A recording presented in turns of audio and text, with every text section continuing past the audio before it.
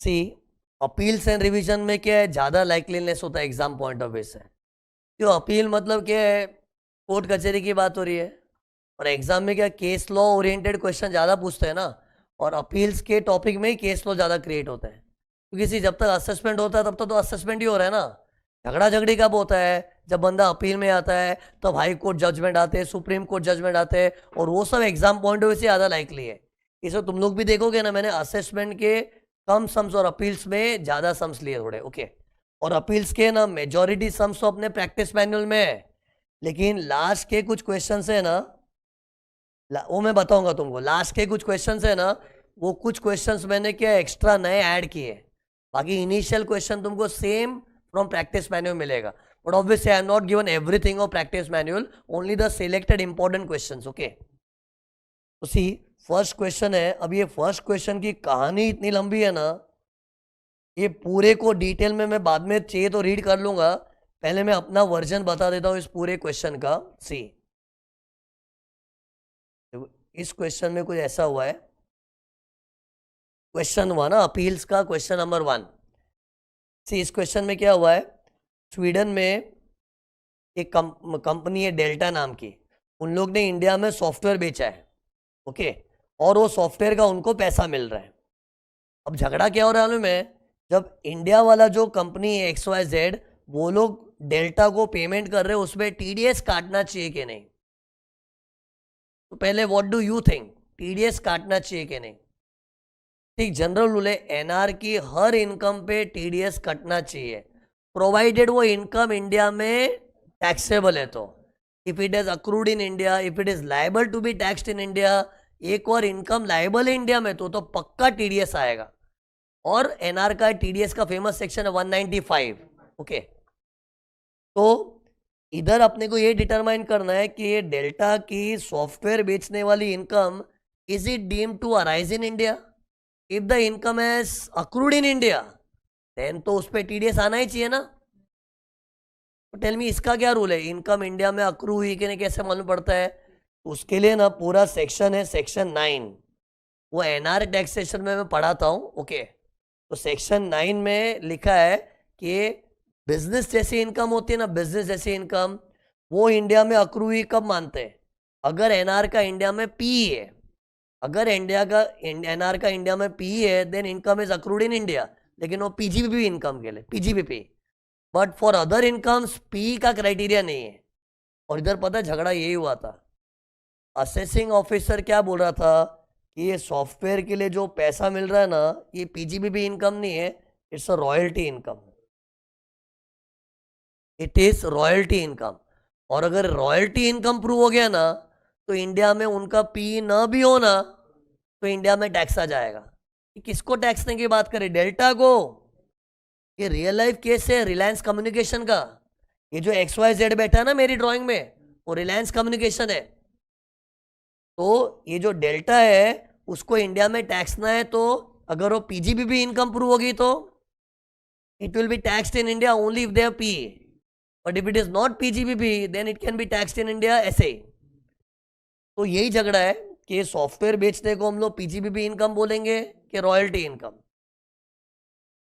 तो सी इधर असेसी ने एक्चुअली तो ना एओ को भी, मतलब असेसी को भी कंफ्यूजन था, तो उसने एओ को बोला कि आप बताओ ना इस पे TDS काटना चाहिए कि नहीं। तो एओ ने क्या बोला, भाई इस पे तो TDS काटना पड़ेगा, क्योंकि अकॉर्डिंग टू मी सॉफ्टवेयर बेचा है तो उसके लिए जो पैसा मिला, it is in the nature of royalty. और रॉयल्टी इनकम है मतलब वो पीजीबीपी नहीं है। और पीजीबीपी नहीं है तो परमानेंट एस्टेब्लिशमेंट हो ना हो क्या ही फर्क पड़ता है, रॉयल्टी इनकम तो इंडिया में टैक्स आ जाएगा, तो इस पर तो TDS काटना चाहिए। ये असेसी ने एओ से पूछा था। और पता है ऐसा सिस्टम है इंडिया में, कि कभी भी एनआर से पाला पड़े, and if you are confused कि उस पर TDS आएगा कि नहीं आएगा, तो यू कैन आस्क एओ। क्योंकि सी एनआर के मामले में इंडिया में इनकम अक्रू हुई कि नहीं, वो भी कंफ्यूजिंग मैटर होता है ना। तो if there is a confusion, you can talk to AO. Advance ruling भी लेते हैं, वो अलग चीज है, लेकिन अपने एओ को भी पूछ सकते हैं कि आप बताओ इस पे TDS आएगा कि नहीं। तो एओ ने बोला भाई इस पे तो TDS आएगा ही, क्योंकि ये रॉयल्टी इनकम है। लेकिन असेसी को मंजूर नहीं था। क्या बात कर रहे हो, TDS आएगा, सवाल ही नहीं है। डेल्टा ने सॉफ्टवेयर बेचा है, मतलब कोई गुड्स बेचा है इंडिया में, और गुड्स बेच के इनकम आती है वो तो पीजीबीपी है, और पीजीबीपी के लिए तो डेल्टा के इंडिया में परमानेंट एस्टैब्लिशमेंट होना चाहिए तो ही टैक्स आएगा, और टैक्स आएगा तो ही टीडीएस आएगा ना। ये एसएससी का स्टैंड था, ये देखो मैंने एसएससी का स्टैंड लिखा है, पढ़ो। एसएससी ने क्या बोला है, सॉफ्टवेयर बेचना by Delta is sale of goods, software is just goods, और जब कोई गुड्स बेचता है तो इनकम को पीजीबी बोलते हैं ना। और वो टैक्सेबल क्यों नहीं होनी चाहिए इंडिया में, क्योंकि इस केस में ना जो स्वीडन वाली कंपनी है ना, उन लोग का इंडिया में परमानेंट एस्टैब्लिशमेंट नहीं था, तो टैक्सेबल नहीं होना चाहिए, तो टीडीएस भी नहीं आना चाहिए। ये एसएससी का ओपिनियन था। But what is AO's opinion? It is royalty income. Software को गुड्स की नजर से मत देखो, सॉफ्टवेयर है, इधर इंटेलेक्चुअल प्रॉपर्टी इंटेलिजेंस इन्वॉल्व है, और किसी के इंटेलिजेंस का आप उसको कीमत चुकाते हो तो रॉयल्टी है भाई। तो ये एओ का स्टैंड था कि it is a royalty income, और रॉयल्टी इनकम में इंडिया में पी नहीं भी हो ना तो भी इंडिया में टैक्स आ जाएगा। देखो क्या लिखा, even if NRs no P it will be taxed in India, और टैक्स्ड इन इंडिया तो टीडीएस भी बनता है। ये झगड़ा हो गया किसके बीच में, एसएससी और एओ के बीच में। तो झगड़ा हुआ तो कहाँ जाते हैं, अपील में। अपील के 4 स्टेप बताओ ना, सीटा, आईटैट, हाई कोर्ट, सुप्रीम कोर्ट। तो एसएससी, और पता है इधर एसएससी अग्रीड था, तो एओ तो क्या चाहता है, इसका टीडीएस कटे, टीडीएस कटे, टीडीएस काटना है, और एसएससी वो सिंह सवाल ही नहीं, इस पे टीडीएस आता है नहीं, मैं केस कर लूंगा। तो उससे अपील में गया, और सीटा ने पता है उसके फेवर में जजमेंट दिया। ये देखो सीटा ने बोला हाँ एसएससी सही बोल रहा है कि डेल्टा ने तो गुड्स बेचे हैं ना इंडिया में, और गुड्स बेच के तो पीजीबी भी आता है, और इंडिया में टैक्सेबल नहीं है क्योंकि इंडिया में उनका पी नहीं है। तो सीटा ने एसएससी का फेवर किया, तो ये केस अटक गई। मतलब एसएससी जीत कैसे सकता है, और एसएससी की जीत इस डिपार्टमेंट की हार, एंड हारा हुआ डिपार्टमेंट काउंटर अपील करता है। तो उन लोग काउंटर अपील किए किधर, आईटैट में। तो ये देखो आईटैट डिपार्टमेंट की फेवर में आ गया। अरे आईटैट ने डिपार्टमेंट की फेवर में बोल दिया कि हाँ ये तो रॉयल्टी इनकम है, सॉफ्टवेयर को तुम गुड्स की नजर से कैसे देख रहे हो। सॉफ्टवेयर इन्वॉल्व्स इंटेलेक्चुअल प्रॉपर्टी, किसी का इंटेलिजेंस है वो यूज करके नहीं का पैसा दे रहे हो तो इट इज रॉयल्टी नेचर, और उसमें पीवी थोड़ी देखने का, तो टैक्स आएगा ही। तो ये आईटैट ने एओ के फेवर में बात की। तो टेल मी, एओ के फेवर में आईटैट गया तो एसएससी नाराज हो गया। तो एसएससी ने क्या किया मैं, आईटैट को रेक्टिफिकेशन एप्लीकेशन किया। तुमको पता है रेक्टिफिकेशन एप्लीकेशन क्या होता है? कभी भी आईटैट कोई जजमेंट देता है और उसमें लगे यार आईटैट से कोई अपेरेंट मिस्टेक हो गई, कौन सी अपेरेंट मिस्टेक, तो हम लोग आईटैट को इन्फॉर्म कर सकते कि सर जी आप बड़े रिस्पेक्टेड लोग को हम रिस्पेक्ट करते, लेकिन आपसे कुछ अपेरेंट मिस्टेक हो गई है तो इसको जरा करेक्शन कर दो ना। तो हम लोग करेक्शन के लिए अप्लाई कर सकते। उसका पता टाइम लिमिट क्या है? पढ़ाई करने वाले लोग जानते हैं कि आईटैट ऑर्डर पास करता है ना, उस महीने के एंड से 6 महीने में वी हैव टू अप्लाई कि please rectify the mistake, there is some apparent mistake. तो ऐसा एसएससी ने आईटैट को किया। क्यों एसएससी क्या बोल रहा है, अरे आईटैट आप मिस्टेक कर रहे हो कुछ, मैं कह रहा हूं ऐसा होना चाहिए, मैं तो क्या सीटा भी ऐसा बोल रहा है, आप एओ का कैसे फेवर कर रहे हो, आपसे कुछ मिस्टेक हो गई है। तो ऐसा मिस्टेक करके अपेरेंट मिस्टेक का एप्लीकेशन डाल दिया। ओके, और प्लस एसएससी ने हाई कोर्ट में भी केस ठोक दिया, 2 चीज साथ में चालू कर दी। अरे कोई आईटैट से पीड़ित होता है ना, अपने पास 2 ऑप्शन है क्या, अगर आईटैट ने कोई छोटी मोटी पीड़ा दी है अपेरेंट मिस्टेक की तो आईटैट को ही बोल, सिली मिस्टेक के लिए हाईकोर्ट थोड़ी जाएगा यार। लेकिन आईटैट ने कोई बड़ा ब्लंडर कर दिया है जिससे अपना कत्ल हो गया तो हाईकोर्ट जाएंगे, तो इसने दोनों रेमेडी इस्तेमाल कर दी। जैसे आईटैट से पीड़ित हुआ ना तो उसने आईटैट को भी रिक्वेस्ट कर दिया, सर जी शायद आपसे कुछ अपेरेंट मिस्टेक हो गई होगी, इसको जरा चेंज कर दो। प्लस उसने हाईकोर्ट में भी केस कर दिया। हाईकोर्ट में केस करने का टाइम क्या है, आईटैट का जजमेंट आता है उसके 120 डेज में, तो उसने हाईकोर्ट में भी केस कर दिया। अब हाईकोर्ट में तो केस लंबा चलता है, इतने में आईटैट का जवाब आ गया। आईटैट में अप्लाई करने का टाइम क्या था, रेक्टिफिकेशन 6 मंथ्स बोला था ना, रिप्लाई कब आएगा उसका टाइम नहीं दिया है लॉ में, लेकिन उनका रिप्लाई फटफट आ गया। और आईटैट ने बोला हाँ यार हमने गड़बड़ कर दी है, एसएससी तू सही है, एसएससी के फेवर में दे दिया। अरे पहले एओ ने किसकी, सॉरी, पहले आईटैड ने किसकी साइड ली थी? एओ की। फिर उसने दल बदल दी, दल बदलू, फिर वो एसएससी वाला नहीं, एसएस तू सही है, हमसे कोई मिस्टेक हो गई है, तो आईटैड ने रेक्टिफिकेशन ऑर्डर पास कर दिया इन दी फेवर ऑफ एसएससी। अब बताओ आईटैड ने सही किया था? आईटैड अपना जजमेंट नहीं बदल सकता, है ना। एक बार जो मैंने कमिटमेंट कर दी उसके बाद में अपने आप की भी नहीं सुनता हूं। ऐसी इमेज होनी चाहिए इन लोग की, मतलब एक बार जो इन लोग ने जजमेंट दे दिया उनका जजमेंट बदल नहीं सकता है। जैसे मैं आईटैड हूँ, जजमेंट देने के बाद मुझे कितना भी गिल्टी लग रहा है ना, यार मैंने क्या घटिया जजमेंट दिया है, कुछ नहीं कर सकता। I can not change my judgment. मेरे जजमेंट में अगर खामी है हाई कोर्ट बदलेगा, हाई कोर्ट के जजमेंट में खामी है सुप्रीम कोर्ट बदलेगा। खुद जजमेंट दे के खुद ही बदलोगे, पब्लिक का कॉन्फिडेंस हिल जाएगा। कि आज हम लोग कोर्ट कचहरी के चक्कर काटते हैं इस उम्मीद में कि वो लोग एक प्रॉपर जस्टिस देंगे, वो लोग ही कंफ्यूज बैठे, तो कैसे चलेगा? तो पता है ये मैंने तुमको रेगुलर लेक्चर पढ़ाया था कि ITAT can not review, it can rectify. Review means changing the judgement. मैंने ऐसा भी पढ़ा था, बोला था first view should be the last view, there should be no review. और इन्होंने रिव्यू कर लिया। जजमेंट बदलने का मतलब क्या है? रिव्यू। चलो अपेरेंट मिस्टेक है ना, जैसे लॉन्ग टर्म कैपिटल गेन पे 12.5% टैक्स आता है आजकल, उससे 20% मार दिया, तो चलो ये तो एक सिली मिस्टेक है, इंसान से हो ही जाता है, तो ऐसे सब ठीक है, ऐसी मिस्टेक है तो सुधार सकते हैं। लेकिन जजमेंट ही बदल दिया। पहले उसने साइड किसकी ली थी? एओ की, अब उसने एसएससी के फेवर में जजमेंट दे दिया। जजमेंट नहीं बदल सकते, ये गलत किया था, तो ये आईटैड ने गलत किया था। फाइनल आंसर आईटैड गलत है, ऐसा नहीं कर सकते। तुमको पता है ऐसे बहुत केस लो है, ट्रस्ट माई एक्सपीरियंस, मैं तो कई सालों से पढ़ा रहा हूँ, तुम पैदा भी नहीं हुए थे तभी से पढ़ा रहा हूँ यार। और ऐसे मेरी नजरों के सामने कई जजमेंट आए।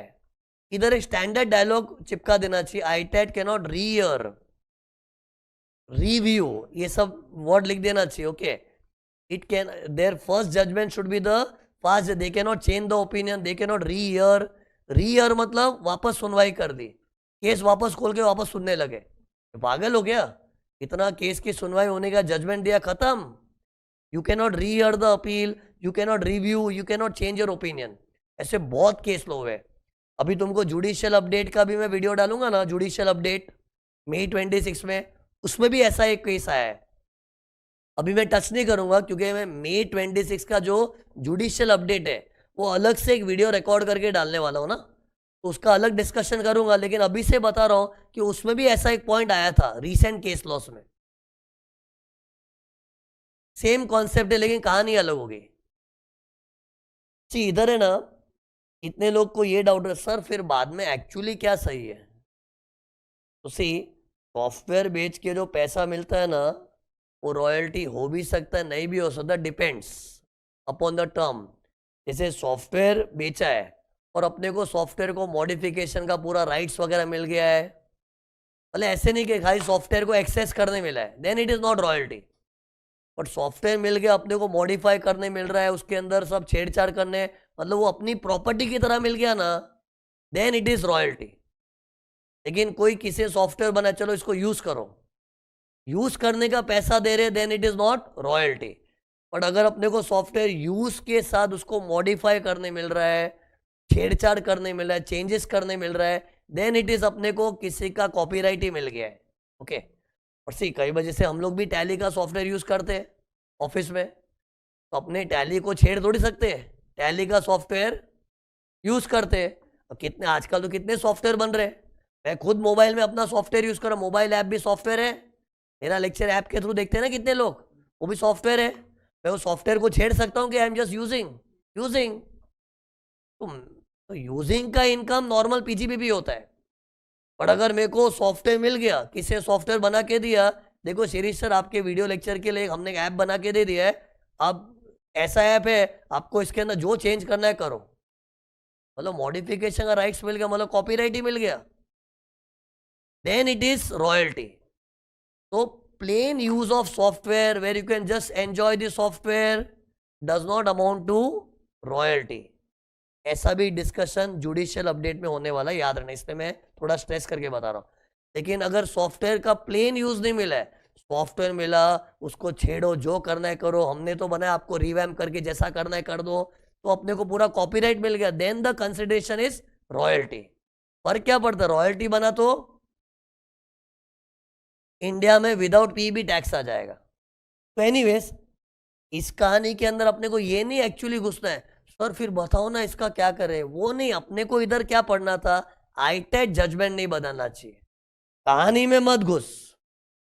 कहानी की असलियत तो मैंने बता दी क्या होनी चाहिए, it depends upon the terms of the software. If you are simply getting the use and the benefits of the software without modification rights, then it can not be royalty. But वो knowledge अभी test नहीं हो रहा है ना, इधर बच्चों क्या बोल रहे हैं, आईटेट ने जजमेंट बदला, चलता है ऐसा? नहीं चलता। अब सी ये तुमको सिखाने के बाद भी है ना, मैं ना इसकी रीडिंग करना चाहता हूँ, क्योंकि क्या है, एग्जाम में क्या क्वेश्चन रीड करते टाइम कुछ शब्द समझते ही नहीं है। कि मैं अपने वर्जन से तो एकदम सिंपल लगा ना, लेकिन अभी यही क्वेश्चन में लिखा हुआ है ना, कभी कभी कोई वर्डिंग्स नहीं समझती, तो मैं थोड़ा रीडिंग करूंगा, क्वेश्चन हो चुका है, just to explain certain words. ये देखो, XYZ limited entered into contract for purchase of software, ये था ना अपना XYZ, purchase of software with Delta, a non-resident company based in Sweden. It filed an application under 195(2) before AO to make payment to NR for purchase without TDS. मतलब AO से permission ली, मैं TDS के बिगर पे करूँ, चलेगा ना? चलेगा ना? AO ने मना कर दिया। ये देखो, assessee contended that non-resident company had no P in India, and in terms of data between India and Sweden, no tax should be deducted on the same. TDS नहीं आना चाहिए क्योंकि स्वीडन वाली कंपनी का इंडिया में P नहीं है, तो टैक्स आना। ये तो असेसी का स्टैंड बता रहे लोग, असेसी का वही स्टैंड था ना, असेसी का स्टैंड मतलब असेसी कंटेंट लिखा है ना, उसका स्टैंड है। AO rejected the assessee's application on the grounds that the consideration for software licensing constituted royalty and it was liable to be taxed in India. मतलब उस पर इंडिया में टैक्स आना चाहिए क्योंकि रॉयल्टी, और रॉयल्टी में पी हो ना हो कुछ फर्क नहीं पड़ता है। And directed the assessee to deduct TDS, और 10% TDS काटने का उसने डायरेक्ट किया। बाय द वे, इन दिनों में रॉयल्टी इनकम में 20% टैक्स लगता है। अरे आज की तारीख में ना एक सेक्शन है 115A, उसमें अगर नॉन रेसिडेंट लोग इंडिया से रॉयल्टी कमाते हैं ना, तो उस पर 20% टैक्स है। लेकिन ये केस पुराने ज़माने का है ना, ठीक, केसेस तो पुराने ज़माने के होते, जजमेंट आ जाते हैं ना, तो पुराने ज़माने में 10% होता था। ठीक है, इस पर ध्यान मत दो ना, मतलब AO ने क्या बोला, इस पर TDS काटो 10%। फिर देखो, on appeal CITA passed an order in the favour of assessee, मैंने ऐसे ही बोला था, उसके फेवर में था। On further appeal ITAT upheld the order of passed by AO। ये वर्ड मुझे बताना था, अपहेल्ड का मतलब क्या होता है, सपोर्ट करना, तो अपहेल्ड को सपोर्ट की तरह पढ़ो ना, आईटैट अपहेल्ड में supported the order pass by AO। मैंने ऐसे ही बताया था ना, AO की साइड ली उसने। On the grounds that the payment made for software are in the nature of royalty, TDS आना चाहिए। तो अपहेल्ड वर्ड कभी भी लिखा ना, मतलब सपोर्ट किया, AO को सपोर्ट किया। फिर तो मतलब अभी असेसी नाराज हो गया ना, फिर असेसी ने क्या किया, फाइल्ड मिसलेनियस एप्लीकेशन। कि कुछ वर्ड है ना, रट लो, मैं तो बता रहा हूँ, कभी भी मिसलेनियस एक्सप्लेनेशन एप्लीकेशन आया ना, मतलब रेक्टिफिकेशन एप्लीकेशन। ये लीगल वर्ल्ड में बहुत पॉपुलर टर्म है। मैं तुमको अपील्स के टॉपिक पढ़ा था, रेक्टिफिकेशन करके पढ़ा रहा हूँ, सही पढ़ा रहा था, लेकिन उसका लीगल टर्मिनोलॉजी क्या है, मिसलेनियस एप्लीकेशन। तो कभी भी क्वेश्चन में मिसलेनियस एप्लीकेशन करके आया, मतलब हमने रेक्टिफिकेशन के अप्लाई किया। और रेक्टिफिकेशन का एप्लीकेशन जायज कब होता है, only if there is some apparent mistake, मतलब on the face of it मालूम पड़ता है यार ये तो सिली मिस्टेक है, और वो मिस्टेक कोई डिनाई भी नहीं कर सके, आर्ग्यूमेंट का स्कोप भी नहीं हो। जैसे बता, लॉन्ग टर्म पे 20% टैक्स थोड़ी 12.5 लगता है, तो 12.5 लगता है, ऐसा ऑब्वियस मिस्टेक होना चाहिए, then you can apply for rectification, which is also called as miscellaneous application. Okay, और उसका भी सेक्शन है 254(2). सी आईटैट जो मेन ऑर्डर देता है ना, वो 254(1) है। थोड़ी बारीकियां बता रहा हूं मैं। आईटोट जब जैसे आईटेट ने मेन जजमेंट क्या दिया था, भाई एओ सही है, हम तो एओ की साइड में हैं। उसका मेन जजमेंट 254-1 था, लेकिन बाद में रेक्टिफिकेशन होता है तो क्या बोलते हैं 254-2, तो इधर 254-2 लिखा है। तो क्या लिखा, SSC filed rectification application before ITAT, SSC also filed an appeal before high court. मैंने क्या उससे दो जगह दर्जी लगा, अपनी क्या लगा दी, अर्जी लगा दी, अर्जी दर्जी क्या बोल रहा हूँ, आईटेट को भी बोलता देखो ना कुछ चेंज होता, देखो ना कुछ, आईटेट को भी बोल दिया देखो ना मैं दुखी हूँ, दोनों जगह अपनी अर्जी लगा दी, है ना। एंड फिर जवाब कहाँ से, आईटेट से ही। देखो, tribunal allowed the said application in exercise of the power under 254-2 and reheard the entire appeal. वापस केस खोल के चलो वापस मीटिंग करेंगे, वापस बातचीत करेंगे। जरा हम ध्यान से सोचते, पहले हमने ईओ का साइड ले लिया था, लेकिन अभी थोड़ा वापस से बातचीत करते। रीहर्ड दी अपील एंड रिकॉल्ड, ये वर्ड रट लो, रीहर्ड, रिकॉल्ड, रिकॉल्ड मतलब वापस रिफ्रेश किया वो केस को, and pass the order in the favour of SSC. दल बदलू, पहले एओ का साइड लिया फिर एसएससी के साइड में आ गया। फिर therefore writ petition filed by SSC with high court was also withdrawn. फिर एसएससी ने क्या बोला, अपने फेवर में आ गया ना, तो हाई कोर्ट में जो केस डाला तो उससे विड्रॉ कर लिया। Is the tribunal justified in recalling, no. In short सब वो तो मैंने पढ़ा ही दिया, मुझे ना कुछ ये वर्ड्स बताने थे। ऐसा कभी लिखा है ना, अपहेल्ड, मिसलेनियस एप्लीकेशन, ये क्योंकि मैंने नोटिस किया एग्जाम में कई बार लोगों की रीडिंग में ही गड़बड़ हो जाती है, तो सिंपल चीज भी टफ लगती है। फिर ये देखो, हाँ, रिलायंस कम्युनिकेशन का केस लो था, रिलायंस कम्युनिकेशन। फिर ये ट्राई करना, तुमको पता है आईटैट की थियरी में ऐसा एक था कि क्वेश्चन 2 पढ़ाने के बाद पहले ना, ये पढ़ाने के पहले तुमको नॉलेज देना चाह रहा हूँ। ये दो आईटैट की अपील में ना एक स्टे ऑफ डिमांड का थियरी था, स्टे ऑफ डिमांड। स्टे क्या होता है में, अपील करने वाला बोलता है यार मेरे पास इतना पैसा नहीं है। जनरली क्या होता है, अपील करने के पहले टैक्स भर दो, जो आपसे मांगा है भर दो, लेकिन कई बार इतनी बड़ी डिमांड रेस है ना करोड़ों की, कि उतने पैसे ही नहीं अपने पास, we are in a financial crisis, हम लोग रिक्वेस्ट करेंगे ना तो वो लोग अपनी डिमांड को रोक देते हैं। स्टे मतलब वो लोग वसूली भाई लोग को रुकवा देते हैं। ये तो जनरली क्या रूल है, जैसे नोटिस और डिमांड आया ना उसके 30 दिन में चुकाना पड़ता है, नहीं चुका है तो वसूली भाई लोग घर पे आना चालू कर देते हैं। लेकिन 30 दिन में चुकाने के लिए पैसा तो होना चाहिए, और पैसा ही नहीं है तो मैं हाथ पे जोड़ के बोलूंगा प्लीज जरा थोड़ा टाइम मेरे को और दे दो, आप वसूली भाई लोग को रुकवा दो। रुकवाना मतलब स्टे। और पता है हम लोग पहली बार सीटा को अपील करते हैं ना, तो सीटा तो क्या है, अनलिमिटेड स्टे दे सकता है। मतलब सीटा क्या बोलता है, ठीक है तेरे पास पैसा नहीं है, डोंट वरी, मैं तेरा केस देख रहा हूँ, जब तक कि मैं फैसला नहीं सुनाऊंगा ना तेरे को कोई वसूली भाई लोग परेशान नहीं करे, टेंशन ना ले। ऐसे तो तुझे 30 दिन में, 30 दिन कहाँ से गिनते, नोटिस ऑफ डिमांड, ऐसे तो तुझे 30 दिन में चुकाना चाहिए, लेकिन ठीक है तेरे पास पैसे नहीं है ना, डोंट वरी, तू मत भर, मैं संभाल रहा हूँ तेरा case. Till CITA gives the judgment you don't have to pay. लेकिन सीटा के केस में एसएससी हार गया।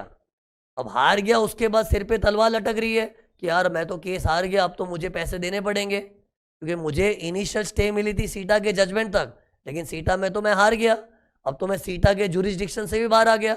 अब उसको टेंशन हो रहा है, तो नाउ वी कैन रिक्वेस्ट आईटैट। और आईटैट भी है ना इनिशियली 180 डेज का स्टे देता है, और 180 डेज में ना अगर आईटैट जजमेंट ना दे पाए और उसमें एसएससी कसूरवार नहीं है, एसएससी कसूरवार नहीं है मतलब एसएससी हमेशा मीटिंग पे आ जाता था, आईटैट की मीटिंग होती हमेशा बेचारा टाइम पे आ जाता था, मीटिंग अटेंड करता था। लेकिन आईटैट ही थोड़ी ढीली थी, वो लोग जजमेंट नहीं दे पाए 180 डेज में, तो अपने को एक्सटेंशन भी मिलता है, लेकिन एक्सटेंशन कितना मिलता है, 365 डेज तक।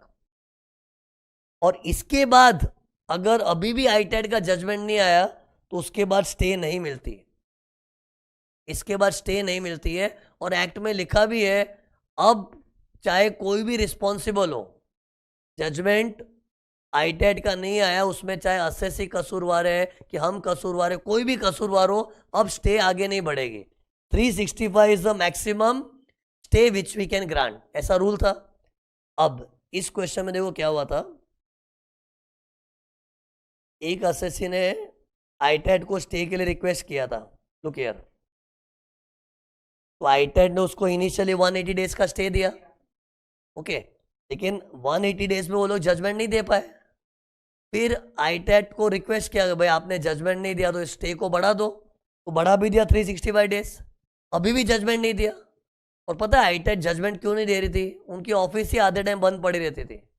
आईटेट के अंदर पता है एक जुडिशियल मेंबर, अकाउंटेंट मेंबर बैठते हैं, वो लोग कोई आता है कभी नहीं आता है, मतलब वो लोग की तरफ से ही ऑफिस ही ढंग से ऑपरेट नहीं हो रही थी।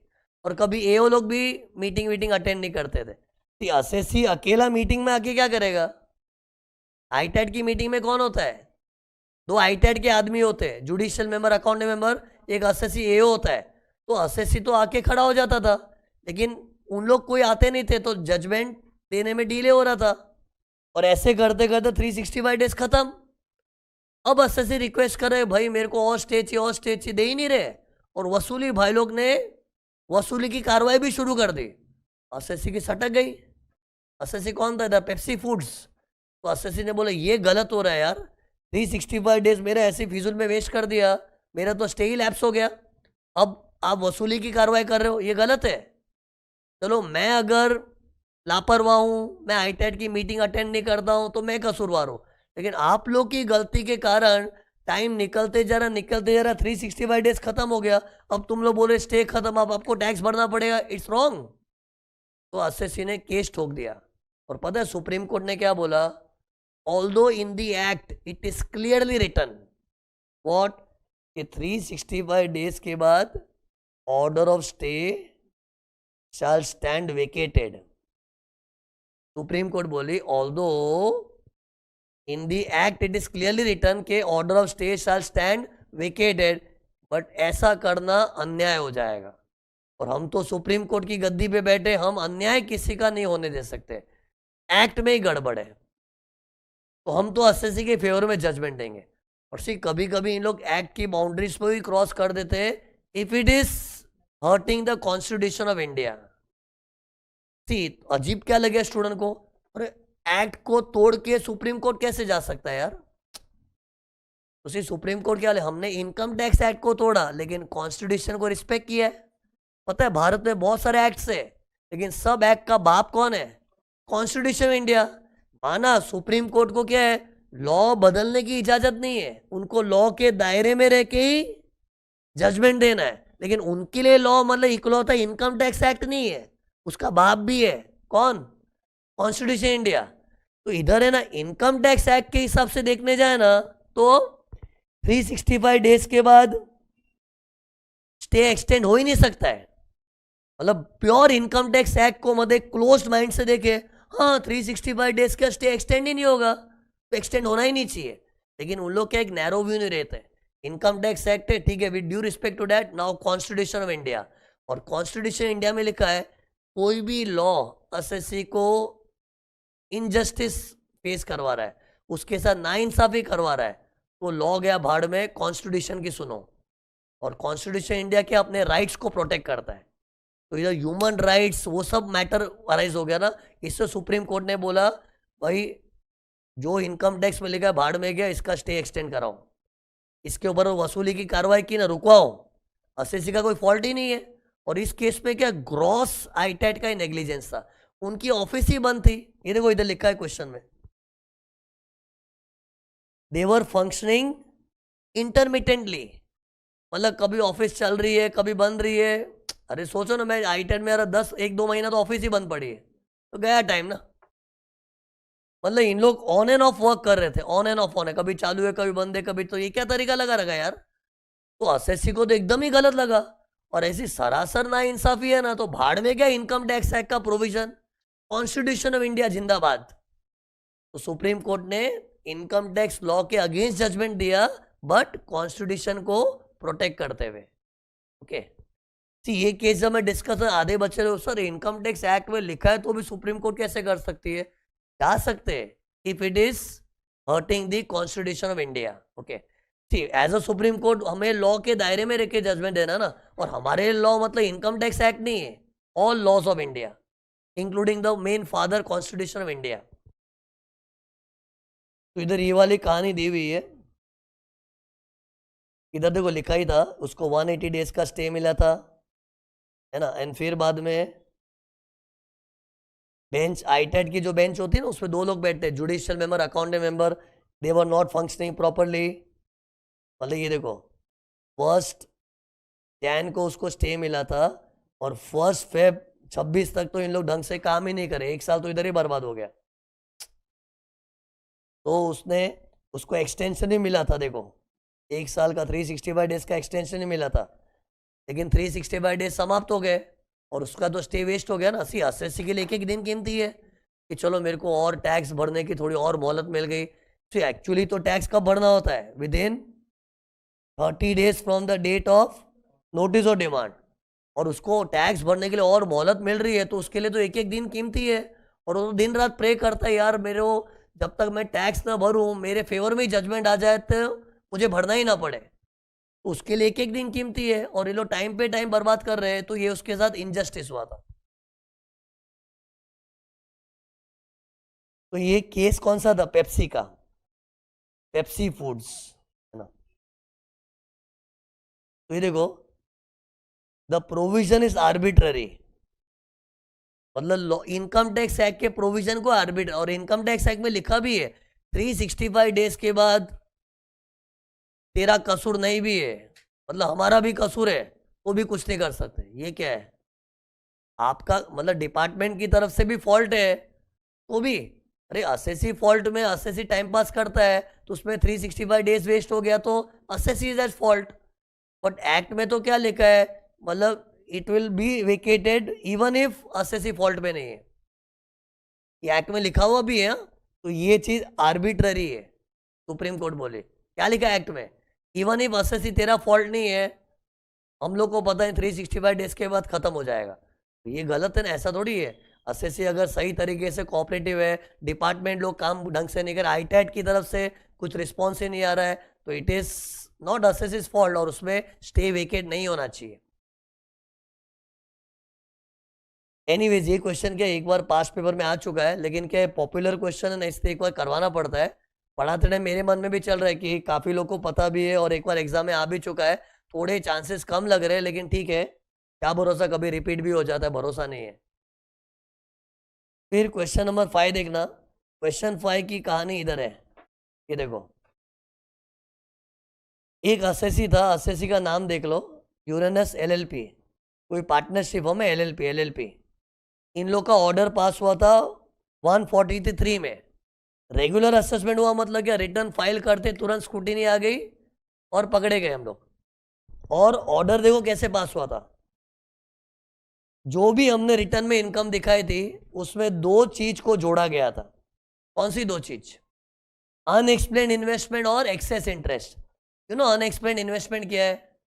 कभी भी इनकम टैक्स वालों को मालूम पड़ता है कि मैंने कहीं इन्वेस्ट किया है, और वो इन्वेस्ट करने के लिए जो पैसे वो कहाँ से आए नहीं बता पाया, उन लोग ब्लैक का मानते और उसमें 60% टैक्स मारते, 25% surcharge, 4% health and education cess. अरे इतना भारी टैक्स आता है कब? जब मेरी कोई इन्वेस्टमेंट है, वो इन्वेस्टमेंट करने के लिए जो पैसे होते हैं ना, वो कहाँ से आए मैं समझा नहीं पाया। जैसे मेरे केस में बोले शिरीष वैद आपके वहाँ से गोल्ड पड़ा है, कहाँ से आया, समझा ही नहीं पाया। हाँ था, मेरे पास पैसा था, कहाँ से आया बोलना, पैसा था हमको भी मालूम है, ऊपर से नहीं आया गोल्ड, लेकिन वो पैसा आया कहाँ से, I am not able to explain. तो गया काम से, अनएक्सप्लेन्ड हो गया। लेकिन मैंने स्मार्टली बताया कि गोल्ड के लिए पैसा, पैसा कहाँ से है, मतलब मेरे पास पैसा कहाँ से, बच्चे देते, पढ़ाता हूँ, फीस मिलती है और उसका टैक्स भी भरा हूँ। तो जोरदार एक्सप्लेनेशन दे दिया, तो मेरे पे कार्रवाई नहीं होगी। लेकिन इन लोग के केस में क्या था, कुछ ऐसी इन्वेस्टमेंट्स थी, वो इन्वेस्टमेंट तुमने कहाँ से खरीदा उन लोग एक्सप्लेन नहीं कर पाए, तो उसको डीम्ड इनकम मान के 60% टैक्स चेप दिया और एक्सेस इंटरेस्ट भी डिसअलाउ हुआ था। यू नो पार्टनरशिप फर्म को interest on partners capital, partners loan में 12% तक ही अलाउड होता है, एक्सेस अमाउंट डिसअलाउड होता है। तो ऐसे करके ऑर्डर पास हुआ था। फिर सुनो मेन कहानी, ऑर्डर की डेट देख लो ना, 15 जून 2025 को ऑर्डर पास हुआ था। अब असेसी ने क्या किया, इस मैटर के लिए अपील किया सीटा को, बोले ये सर ये अनएक्सप्लेन थोड़ी होता है यार, मैं एक्सप्लेनेशन दे रहा हूँ समझ नहीं रहा है। सीटा बोले ये क्या तेरा फालतू एक्सप्लेनेशन है, मतलब उधर एसएससी की दाल नहीं गली, केस हार गया हो। अब ये तो केस हार गया, अब उसको ना एक्सेस इंटरेस्ट को लेके भी तकलीफ है कि एसएससी लोग को कुछ भी ऐड होता है तकलीफ ही होती है ना यार। ऐड होता है तो इनकम बढ़ के टैक्स ही आता है ना, तो इस तकलीफ के लिए तो सीटा में गया, उसकी दाल नहीं गली। लेकिन दूसरी तकलीफ क्या है, interest to partner on capital and partners loan, वो एक्सेसिव बोल के क्यों डिसअलाउ किया, इसके लिए वो कुछ करने का सोच रहा है। उसके माइंड में क्या चल रहा है, या तो 154 में जाऊं या 264 में जाऊं, ये कंफ्यूजन है। करो एडवाइस इसको। अरे एक्सेस इंटरेस्ट को लेके कंफ्यूजन है, और तुम लोग सीए हो ना, तो तुमसे सलाह मांग रहा है। कौन सलाह मांग रहा है, कौन है आदमी, कौन है, यूरेनस एलएलपी, ये तुझसे सलाह मांग रहा है। सीए साहब हमारे ये तो पोपट हो गया, ये तो अपील में हार गए, चलो जाने दो, उसमें हमको अभी लड़ना भी नहीं है। ये एक्सेस इंटरेस्ट के लिए सर आप बताओ 154 में जाए कि 264 में जाए। तो एक chartered accountant, knowledgeable chartered accountant होने के नाते क्या बताओगे उसको? लिए 264 तो सोच भी मत कि 264 is doctrine of total merger. तुम अपील में गए ना तो 264 नहीं मिलेगा, तो क्लाइंट बोलेगा नहीं लेकिन हम अपील में तो ये मैटर को लेके गए ना,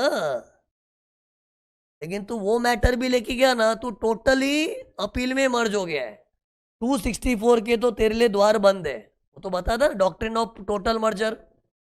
154 को लेके क्या सलाह दोगे? हाँ 154 में जा सके, 154 में क्या है, पार्शियल मर्जर है, और तेरा ये मैटर अपील में गया था ना, ये तो एक अलग ही मैटर है, इसके लिए 154 ले सकता है। लेकिन उसको डिस्क्लेमर देना, प्रोवाइडेड कुछ अपेरेंट मिस्टेक है तो, नहीं तो तेरा 154 में भी कुछ होने नहीं वाला है। 264 में तो जा ही मत, 154 ट्राई मार सकता है, वो भी ट्राई मार सकता है। क्यों बोलना है, 154 भी सक्सेसफुल कब होता है, only if there is an apparent mistake. जैसे इधर ऑब्वियसली ऐसा हुआ होगा कि पार्टनर्स लोग को इंटरेस्ट 12% के अंदर ही दिया है, फिर भी वो बोल रहे हैं नहीं नहीं इंडियन पार्टनरशिप एक्ट में 6% का प्रोविजन, ऐसा कुछ, ऐसे कुछ भी फेक एग्जाम्पल बना रहा हो रहे हैं। और जबकि इनकम टैक्स एक्ट तो बोल रहे हैं ना 12% तक अलाउड है, लेकिन एओ बोल रहा है नहीं नहीं वो फिर भी मैं डिसअलाउ करूंगा। तो there is an apparent mistake, act में क्लियर कट लिखा 12% तक इंटरेस्ट अलाउड है, तो ऐसे अपेरेंट मिस्टेक प्रूव हो गया तो 154 में चलेगा। सी एक्चुअली इन लोग ने बताया नहीं इसमें अपेरेंट था कि नहीं, खाली पूछ रहे 154 में स्कोप है, तो आंसर अपना डिप्लोमेटिक होना चाहिए, है provided there is apparent mistake. 264 तो भूल जाओ। तो ये क्वेश्चन नंबर 5 था। फिर ये पूरी कहानी बता दी मैंने, पूरी कहानी। क्वेश्चन नंबर 6 देना, ये बहुत इंपॉर्टेंट क्वेश्चन है, गट फीलिंग है ऐसा ही क्वेश्चन आ भी सकता है। क्वेश्चन नंबर 6 है, क्वेश्चन 6 ये देखो, क्वेश्चन 6 भी इधर देखो। क्वेश्चन 6 में आदमी कौन है, ओम एंटरप्राइज। ओके, इन लोग की कहानी देखो, इन लोग का AY 21-22 में एक ऑर्डर पास हुआ था अंडर 143, और इन लोग के ऑर्डर में क्या था, जो भी रिटर्न में दिखाया था ना उसमें अनएक्सप्लेन क्रेडिट करके ऐड हुआ था। मतलब अपने बुक्स ऑफ अकाउंट्स में एक ऐसी एंट्री थी, bank account debit to mister A, bank debit था टू मिस्टर ए। अब टू मिस्टर ए को लेके कार्रवाई हुई, टू मिस्टर ए मतलब क्रेडिट है ना, कौन है मिस्टर ए, ये क्या, मैं कुछ बता ही नहीं पाया, पता चला ए नाम का कोई आदमी नहीं है। तो एंट्री क्या थी, बैंक अकाउंट डेबिट टू ए, और ए कौन है तो समझा नहीं पाया, तो बैंक तो डेबिट है ना, तो उसको इनकम मान लिया। बैंक अकाउंट डेबिट मतलब पैसे तो आ रहे हैं ना, लेकिन बैंक अकाउंट डेबिट के सामने टू मिस्टर ए कौन है तो एक्सप्लेन नहीं कर पाया, इसको बोलते हैं अनएक्सप्लेन क्रेडिट। तो इनकम टैक्स वाले झंडा गाड़ देते क्रेडिट ऑल इनकम्स, ये तो बचपन से पढ़ा, debit all explain credit all income, तो इसको इनकम ले लिया। फिर ये 143 की स्क्रूटिनी हुई थी ना, दो एक्सपेंडिचर पे बहुत बहस हुई थी। अरे क्या बहस होती है एक्सपेंडिचर में, कि हमने नेट प्रॉफिट में उसको काटा था, और हम तो बोलते कटा हुआ ही रहे, लेकिन एओ बोले मैं डिसअलाउ करूंगा, तो बहसबाजी होने के बाद एसएससी जीत गया, दोनों एक्सपेंस अलाउ हो गए। मतलब ये उसकी फेवर में गई थी बात, लेकिन इधर उसकी पिटाई हो गई थी, उसके इनकम में कुछ ऐड हुआ था। अब देखो क्या हुआ, ये सब हो चुका, कब हुआ था? 15 जून 2022 में। अब इनकम टैक्स वालों को मालूम पड़ा कि ये उसको गलती से अलाउ कर दिया था। अरे ओरिजिनल स्क्रूटिनी में तो बहुत बहस होने के बाद एक्सपेंडिचर पी अलाउ हो गया। अलाउ मतलब नेट प्रॉफिट में कटा हुआ था, कटने मिला, लेकिन बाद में उसको लेके केस रीओपन हुआ। रीओपन मतलब इनकम एस्केपिंग असेसमेंट में, और इनकम एस्केपिंग असेसमेंट में ना ये जो चीज़ अलाउ की थी वो डिसअलाउ कर दी। अरे इतना इजी नहीं होता 147 करने के लिए, रफ सीएस में से कुछ होता है, तो वो सब के चक्कर में मत पड़ो। मतलब अज्यूम करो सब कंडीशन फुलफिल हुई थी, प्रॉपर प्रोसीजर निभाए गए थे 4 स्टेप के, एंड फाइनली जो उसको अलाउ किया था उसको डिसअलाउ कर दिया। ओके, डिसअलाउ मतलब नेट प्रॉफिट में कटा हुआ था उसको एड बैक कर दिया, ये भी बात खत्म हो गई। फिर एक्सपेंडिचर आर को लेके ना हमारे सीआईटी को दिक्कत हुई। सीआईटी लोग भी है ना एओ के ऑर्डर पे नजर रखते हैं। क्यों नजर रखते हैं? ये देखो देखो देखो जरा देखो, सीआईटी सीसीआईटी लोग भी एओ के ऑर्डर पे नजर रखते हैं, और नजर पड़ी और पता चला एरोनियस ऑर्डर है, prejudicial and harmful to the government है, तो they have the power to revise it, है ना? तो सी ऐसा ही कुछ हुआ था इस कहानी में। ये एक्सपेंडिचर आर को लेके ना सीआईटी को लगा अरे ये कैसे अलाउ किया, इट्स एरोनियस, मतलब ऐसा माहौल बना ना, ऐसा कुछ हुआ था।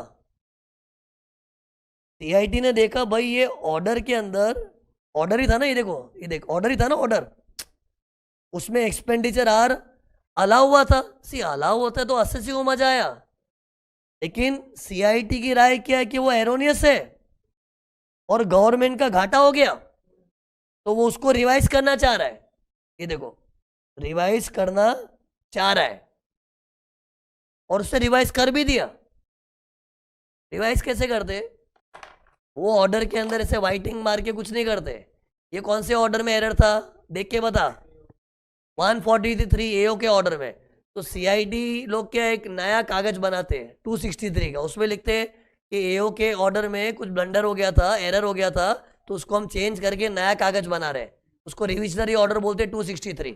तो ऐसा उसने बनाया, ये देखो दिख रहा है वो कागज 263 वाला, और उसमें जो चीज़ पहले अलाउ की थी उसको डिसअलाउ कर दिया। और एक ऑर्डर कब पास हुआ था?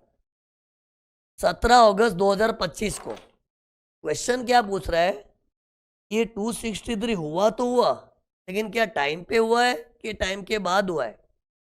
263 होने में कोई खामी नहीं थी, वो तो क्या अगर कोई चीज गलती से अलाउ हुई है, देयर इज एन एरर जिससे गवर्नमेंट का नुकसान हुआ है, तो 263 होनी तो प्रबल है, लेकिन टाइम पे हुआ है कि नहीं वो चेक करना है। तो टेल मी 263 का टाइम लिमिट क्या है बताओ? 2 years from the end of the year when order containing error was passed। तो जब ऑर्डर पास हुआ तो वहां से 2 years था, लेकिन ये आदमी के केस में दो ऑर्डर पास हुए थे, तो यहां से 2 years मापना है कि यहां से 2 years।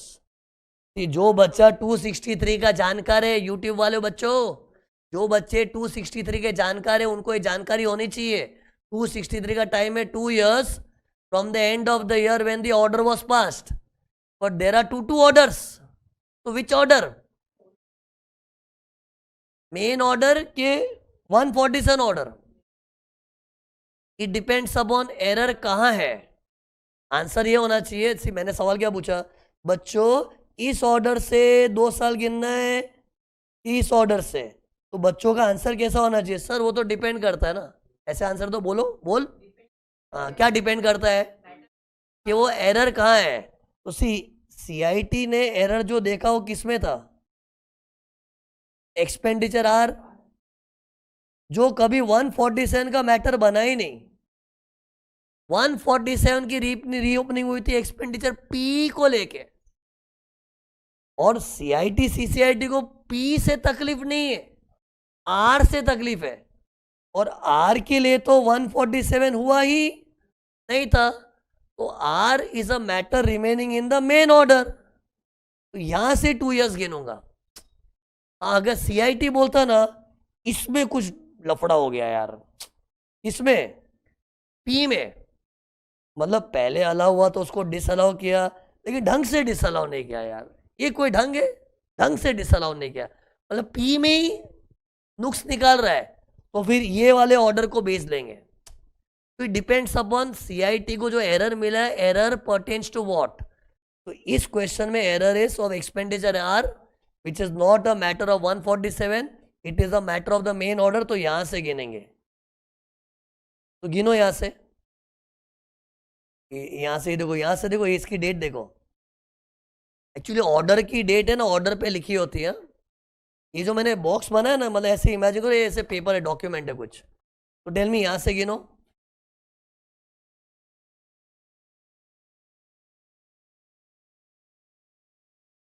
इधर से गिनो। इसका साल का एंड क्या है? 15 जून 22, मतलब 31 मार्च 23। 31 मार्च 23 के 2 साल ऐड किया तो 31 मार्च 25 को एंड होगा, 2 इयर्स। ये देखो। और भाई साहब ने ऑर्डर कब पास किया है? अगस्त 25, जो कि मार्च 2025 के बाद है। तो ये टाइम बाढ़ हो गया। इसको बोलते हैं बाढ़ बाय लिमिटेशन, या फिर टाइम बाढ़ हो गया है। तो इधर CIT ने गलत किया है। पता है CIT क्या बोल रहा था? मैं गलत नहीं हूं, मैं सही हूं, क्योंकि उसकी गिनती यहां से हो रही थी, 147 से गिनती हो रही। आज भी पता है इनकम टैक्स वाले भोंदे, उनको पता ही नहीं। उनको क्या लगता है, हाँ एक बार रेगुलर असेसमेंट होने के बाद रीअसेसमेंट हो गया, रीअसेसमेंट तो पहले का सब स्क्रैप हो गया। ऐसा नहीं होता है। सी तुम्हारा रीअसेसमेंट भी होता है ना, तो अपना original assessment order is still intact, साथ में एक रीअसेसमेंट ऑर्डर उसके साथ अटैच कर दो। हर ऑर्डर रीअसेसमेंट होने के बाद वापस भी रीअसेसमेंट होता है बहुत बार। अरे कोई कोई लोग की ऐसी पनौती है, 1 साल का केस बार बार खुलता है। तो जब जब रीअसेसमेंट होगा, every order is equally valuable, क्योंकि रीअसेसमेंट इज मैटर वाइज ना। पहले एक मैटर का रीओपनिंग का, फिर कोई और मैटर का, फिर और कोई मैटर का। तो हर मैटर का ऑर्डर संभाल के रखो। लेकिन आज भी इनकम टैक्स वालों को क्या लगता है, नहीं एक बार रीअसेसमेंट हो गया तो ये सब स्क्रैप कर देने का यही मेन हो जाता है, और सारी गिनतियां वहां से होती। ये गलत है। ये किसका केस था? IDBI का। इसके तो है ना, मैंने इतने सालों की टीचिंग में कितने बार केसेस कराए। लेटेस्ट इसका केस लो IDBI के ऊपर बना था। ओके, तो ये क्वेश्चन नंबर 6 था। ये देख लो, IDBI का नाम देख लो एक बार, Industrial Development Bank of India Limited, है ना। तो फाइनली कंक्लूजन क्या था? ये देखो, इट्स बार्ड बाय लिमिटेशन, क्योंकि अपना 17 अगस्त का जो डेट है ऑर्डर पास करने का, जो 31 मार्च 25 को आर पार करके चला गया। ओके, ये क्वेश्चन में क्या है, पढ़ो। Arms length price determined by tribunal, मतलब आईटैट, which is a final fact finding authority, is final. It cannot become subject matter of scrutiny by High Court, as it does not give rise to a substantial question of law. Accordingly, in an appeal, the High Court is precluded from examining the correctness of the determination of, precluded means excluded, High Court is excluded from examining the correctness of the determination of ALP. Examine the correctness of the statement with reference to Supreme Court ruling. See, question in लोग क्या बोल रहे हैं, ALP के मामले में high court का कुछ काम नहीं होना चाहिए, क्योंकि वो क्वेश्चन ऑफ फैक्ट है। एक काम कर दो, तुम लोग को थोड़ा बैकग्राउंड दे देता हूँ, ये पढ़ो। जो लोग मुझसे अपील का टॉपिक पढ़े, उन लोग को शुरुआत में मैं बताता हूँ कि कभी भी अपील करते हैं ना, तो पहले तो सीटा में आते हैं, फिर हम लोग आईटैट में जाते हैं, एंड फिर आईटैट का जजमेंट अगर वो क्वेश्चन ऑफ फैक्ट को लेके है ना, तो केस खत्म। लेकिन वो क्वेश्चन ऑफ लॉ को लेके, तो matter can go to high court and then Supreme Court. Okay, और what is question of fact? Question of fact में क्या है, कोई एक्ट वैक्ट को रेफर करने की जरूरत नहीं है, मतलब एक्ट नहीं देखना है, मतलब प्रूफ, एविडेंस, किसी की गवाही, किसी का एविडेंस, किसी के बिल्स वगैरह को देख के अपने को जजमेंट देना कि ये सच है कि झूठ है। सच झूठ का फैसला सुनाना है without referring to law. Fact का मतलब ही क्या है? फैक्ट, सच झूठ का पता लगाना without referring to law, that is question of fact. लेकिन क्वेश्चन ऑफ लॉ मतलब उसमें एक्ट भी रेफर करना पड़ता है। तो इधर क्वेश्चन क्या पूछ रहा है कि एएलपी के मामले में वो तो क्वेश्चन ऑफ फैक्ट है, और क्वेश्चन ऑफ फैक्ट तो आईटेट के बाद दी एंड होना चाहिए। ये देखो दी एंड, मतलब ऐसा एक स्टेटमेंट दिया है कि क्वेश्चन ऑफ फैक्ट है एएलपी का मैटर, तो केस तो बंद होना चाहिए ना, फिर हाई कोर्ट तक तो पहुंचना भी नहीं चाहिए। हाई कोर्ट क्या पहुंचता है, क्वेश्चन ऑफ लॉ। और आर्म्स लेंथ प्राइस में क्वेश्चन ऑफ लॉ क्या है, ये तो कोई प्रोडक्ट की प्राइस है। अब ये प्रोडक्ट की प्राइस सच्ची है कि झूठी है, तो सच झूठ की बात है ना। एएलपी तो समझता है it is a genuine price. तो एक बार तो मन में क्या आता, हाँ यार ये प्रोडक्ट का $100 सच्चा है कि झूठा है, ये प्राइस सच्चा है कि झूठा है, तो सच झूठ sounds like question of fact. तो वो हिसाब से क्वेश्चन ऑफ फैक्ट है, तो it should close here after ITAT judgement, it should not go to high court. लेकिन पता है सुप्रीम कोर्ट ने बोला दिमाग खराब है आप लोग का। माना कि आर्म्स लेंथ प्राइस में कोई प्रोडक्ट का हम लोग डिटरमाइन करते हैं कि इसका सच्चा प्राइस क्या झूठा प्राइस क्या है, it is a matter of determining सच एंड झूठ, but it requires reference to the law. ALP computation के लिए तरह तरह के सेक्शन है, रूल्स है, और जब सेक्शनों को रूलों को देखने के बाद एएलपी नक्की होता है तो it's a question of law. Section कहाँ होते हैं, लॉ में। रूल्स कहाँ होते हैं, लॉ में। उसे देखे बिगड़ तो एएलपी डिटरमाइन ही नहीं हो सकता ना। आज अगर एएलपी डिटर्मिनेशन ऐसा होता ना, हाँ ये प्रोडक्ट का सच्चा प्राइस तो हमें $100 नहीं $130 लग रहा है, ऐसे अपने जजमेंट बेस्ड होता। उसमें कुछ comparable uncontrolled price method, cost plus method, ऐसे के लॉ में मेथड प्रिस्क्राइब नहीं किए होते ना, then there is no law for that, then it's a question of fact. But ऐसा तो नहीं है, हर स्टूडेंट जानता है ट्रांसफर प्राइसिंग का अगर जानकार है तो कि एएलपी कैलकुलेशन के लिए लीगल सेक्शन है, और जब सेक्शन है तो लॉ का मैटर है, और लॉ का मैटर है तो हाई कोर्ट में जा सकता है। खत्म। ये पढ़ो, मैं जो मेन चीज बता रहा हूं, देखो लुक, ये देखो एएलपी के लिए ना एक पूरा चैप्टर है ट्रांसफर प्राइसिंग के टॉपिक के लिए, चैप्टर 10। अपना इनकम टैक्स एक्ट है ना, चैप्टर वाइज डिवाइडेड है, तो चैप्टर 10 पूरा ट्रांसफर प्राइसिंग के लिए।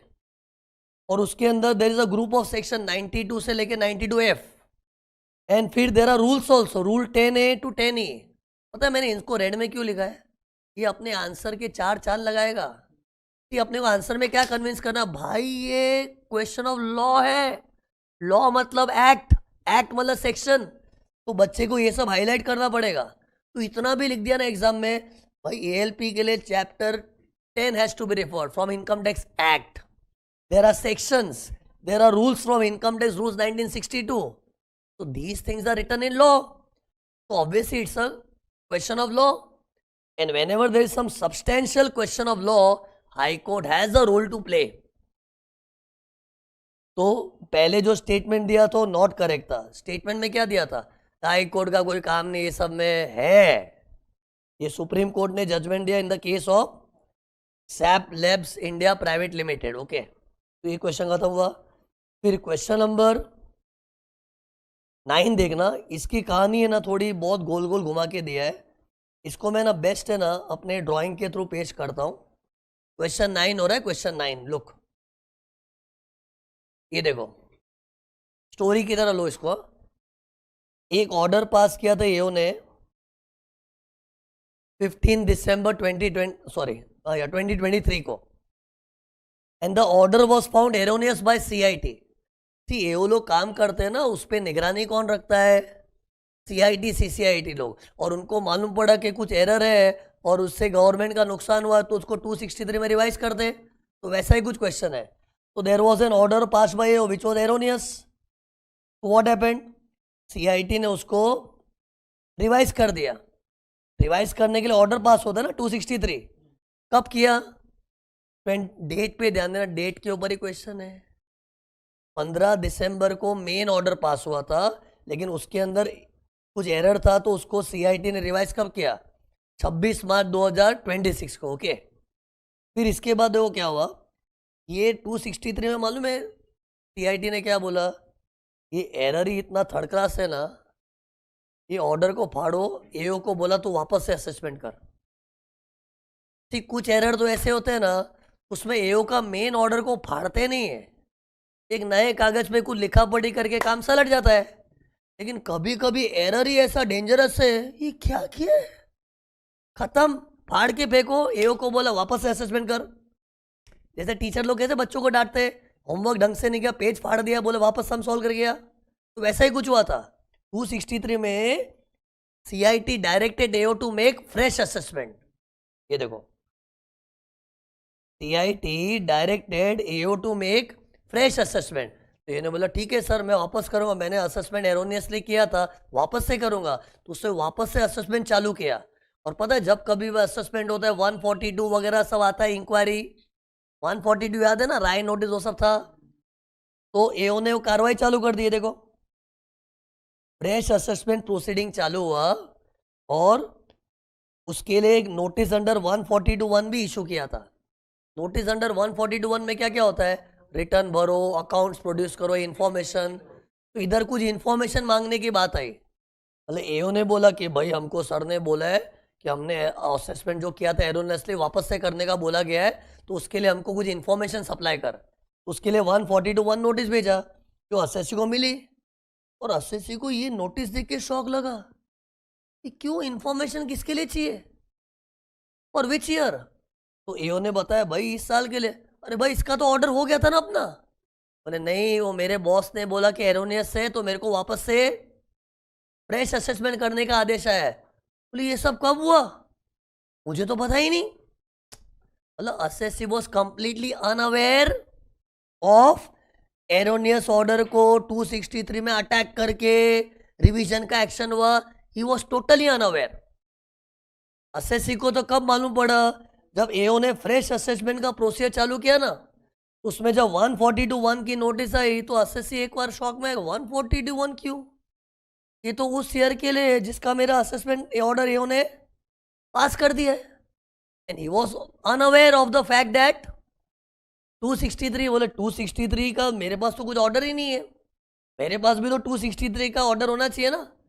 तो एओ ने बोलो आपके पास 263 का ऑर्डर नहीं है, तो उसको ऑर्डर का कॉपी दे दिया। ये देखो, लुक हियर, कब दिया, 29 मई 26।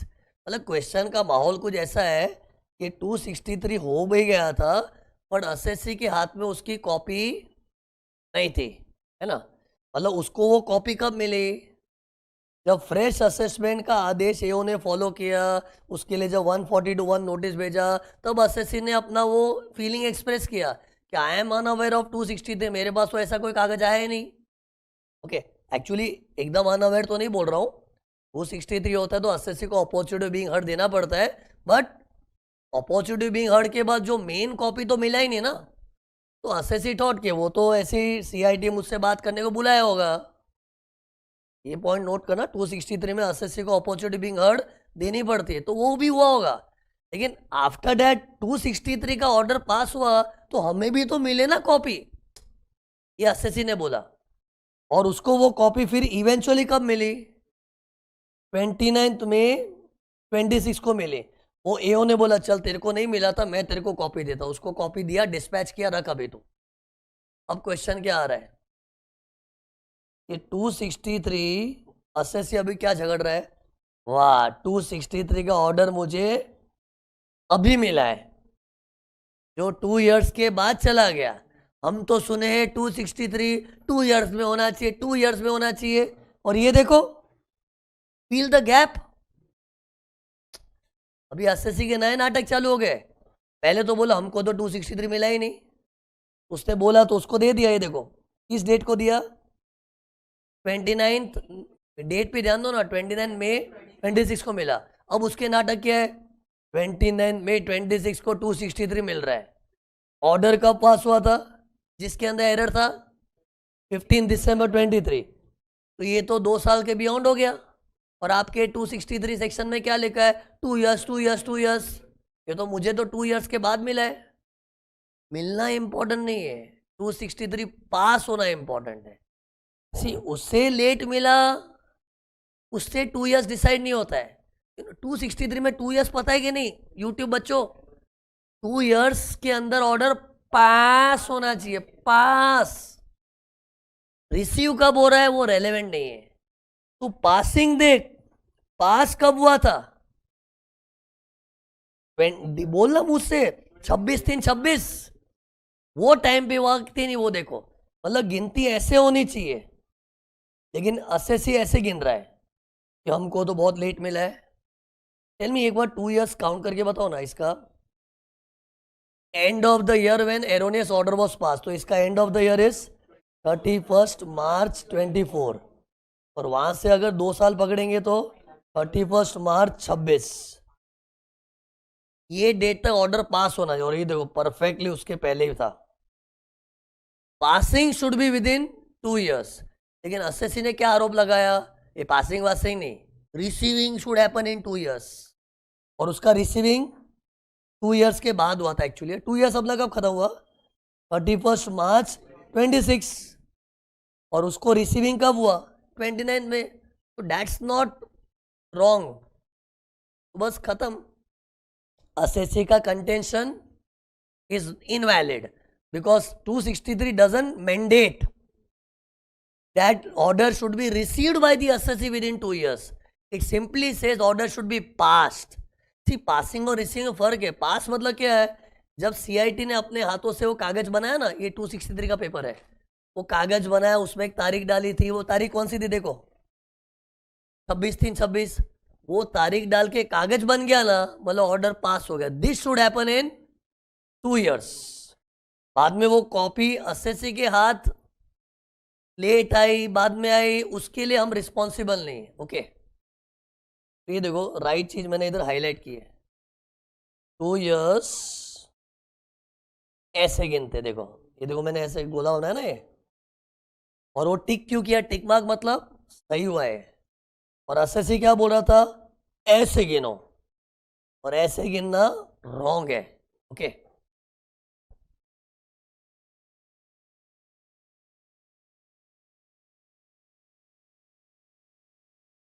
बट क्यों, बट 263 किया ना। सी, वो एक अलग ऑप्शन ढूंढ रहा है कि सर ऑर्डर में अगर गड़बड़ होता है तो 147 में भी कर सकते हैं। सी, एओ के ऑर्डर में कुछ लफड़ा होता है ना, उसको एओ भी रीओपन कर सकता है 147 में, provided he has got information from rough CS, या सीआईटी भी उसको रीओपन कर सकता है। वो रीओपनिंग के 2 ऑप्शन है, लेकिन वो जोन में क्यों जाना है। इधर क्वेश्चन द क्वेश्चन, मतलब answer the question, don't create question in the question. इधर आंसर क्या देना चाहिए कि 263 किया है, तो वो टाइम पे हुआ था कि नहीं, तो टाइम पे हुआ था ना। कि तुम जो सुझाव दे रहे हो ना सर 147 में भी कर सकते थे, अरे अपना 263 फेल हो रहा हो तो ना, 263 थोड़ी फेल हो रहा है, 263 हमने सक्सेसफुली किया है, वो बात अलग है। मतलब इसका डाउट एक अलग जनरल ट्रैक पे जा रहा है कि अगर एओ के ऑर्डर में कुछ गड़बड़ हुआ है तो उसको 147 में केस को रीओपन भी कर सकते हैं, तो करो ना। वो तो रियल लाइफ में क्या करना उनकी चॉइस है। ये क्वेश्चन क्या पूछ रहा है, 263 किया है तो वक्त पे किया कि लेट, वक्त पे किया, क्योंकि passing should be in 2 years, not receiving. Receiving of the order by the assessee में हैपन आफ्टर 5 इयर्स ऑल्सो, ऐसा होता नहीं है, लेकिन रिसीविंग कभी हो, लेकिन passing of the order should happen with in 2 years time, and that has happened on time, so it's valid. 263 में एसएससी पार्टिसिपेट करता है, मैंने वो क्लैरिफाई किया ना 2 मिनट पहले। 263 होता है ना तो एसएससी को अपॉर्चुनिटी बीइंग हर्ड मिलती है, और बातचीत होता है, फिर बातचीत होने का जो ऑर्डर का कॉपी होता है ना, मोस्टली मिल जाता है, लेकिन इस केस में नहीं मिला होगा उसको कॉपी। कॉपी फिजिकल डिलीवरी होना चाहिए ना, फिजिकली 263 आ गया मेरे हाथ में, ये नहीं हुआ होगा। तो मैंने थोड़ी देर पहले क्लैरिफाई किया ना कि 263 रियल लाइफ में अपॉर्चुनिटी बीइंग हुआ होगा, लेकिन कई बार एसएससी ने क्या सोचा कि 263 में बुलाया, बातचीत किया, ये किया, बहस हुआ, लेकिन फाइनली क्या हुआ उसको पता नहीं, ऑर्डर बना नहीं बना, बना तो मुझे तो मिला ही नहीं। फिर बाद में उसने अपना ये ग्रीवेंस एक्सप्रेस किया तो उसको कॉपी रिसीव करवाया। अब रिसीव करवाने में देरी हुई तो उसमें कोई कसूरवार नहीं है, क्योंकि लॉ पासिंग के ऊपर टाइम लिमिट लगा है। ओके, तो ये क्वेश्चन नंबर 9 था।